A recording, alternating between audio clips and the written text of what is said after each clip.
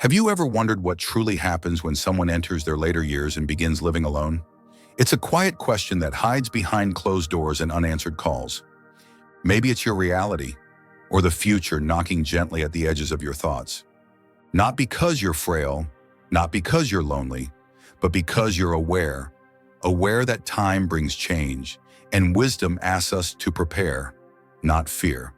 Today on Elderly Active Life, we're exploring 6 smart, life-changing habits that seniors across America and worldwide are using to live alone with confidence, resilience, and grace.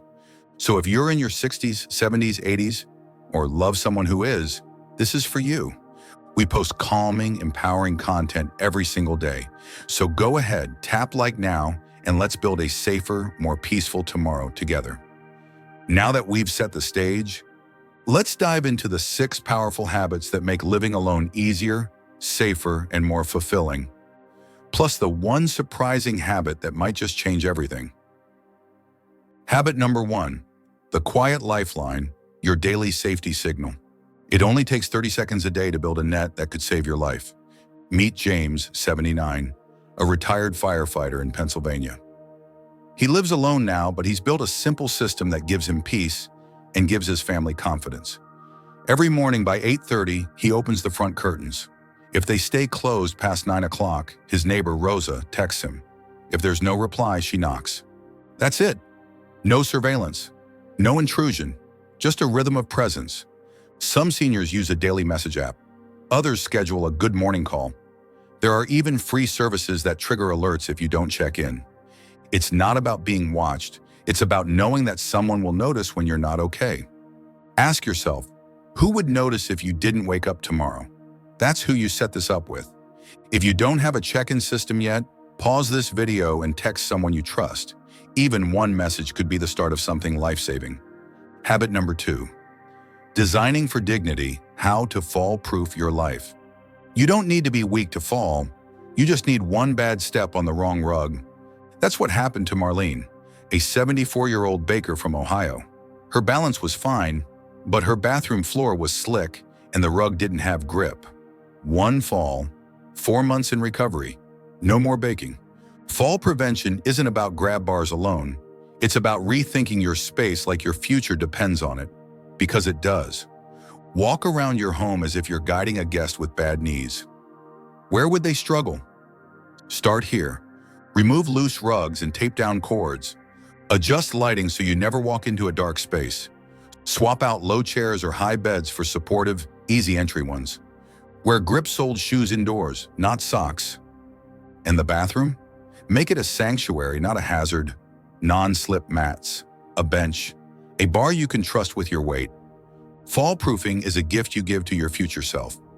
If this part hit home, comment safe and steady below to let others know you're making changes. We're in this together. Habit number 3, the power of self-check awareness. Living alone means becoming your early warning system. Your body whispers before it shouts, and listening to those whispers can change everything.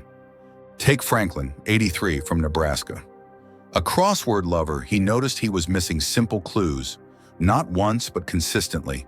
He also felt drowsy during the day despite full nights of sleep. Instead of brushing it off, he called his doctor.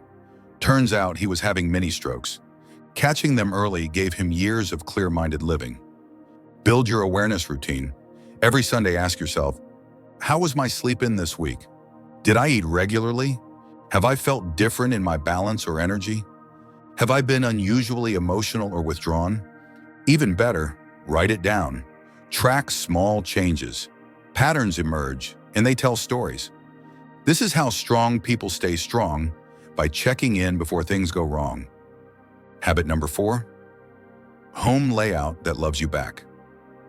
We often adjust to our homes until the day our homes betray us. Imagine Dolores, 78, in Florida. She's agile, loves gardening, and organizes her kitchen like a pro. But she fell reaching for a pot on the top shelf. It wasn't her age, it was the shelf. So here's the golden rule. Your home should adapt to you, not the other way around.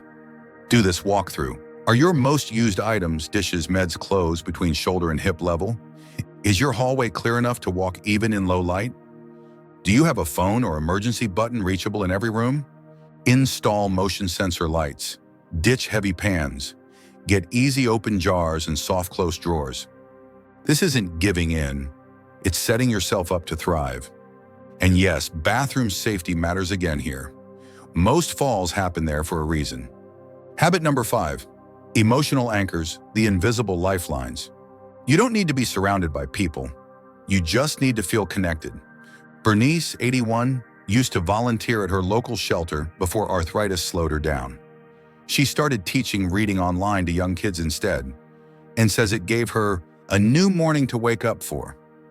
Loneliness isn't just sad, it's dangerous. It's linked to heart disease, depression, and even memory loss. But small, consistent interactions create huge emotional stability. A weekly coffee chat on Zoom, a neighborhood book swap, a call with a grandchild or friend every Friday. Don't underestimate pets either. A dog, a cat, even fish can boost your health and mood. Want to feel purposeful? Knit for shelters, read to kids, share gardening tips in an online group. What matters isn't how many people you know, it's how often you feel seen. If you've created a routine that connects you emotionally, share it in the comments. Let's build a library of human connection ideas right here.